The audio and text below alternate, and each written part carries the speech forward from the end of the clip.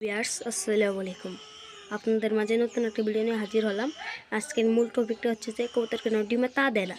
তো ডিমে তা না দেওয়ার প্রধান একটি কারণ হলো যে বাসা পরিবর্তন।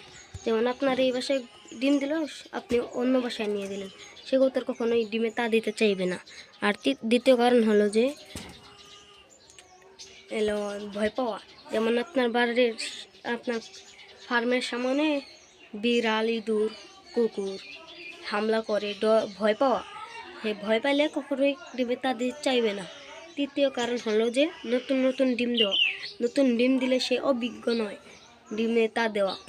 সে প্রথম ডিমে তা দিতে চাইবে না, বুঝবে না, কিন্তু দ্বিতীয়বার ডিম দিলে সে ডিমে প্রপারভাবেই তা দিবে।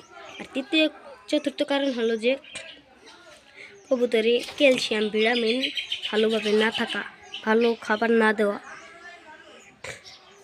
পঞ্চম কারণ হলো যে কবুতর আপনার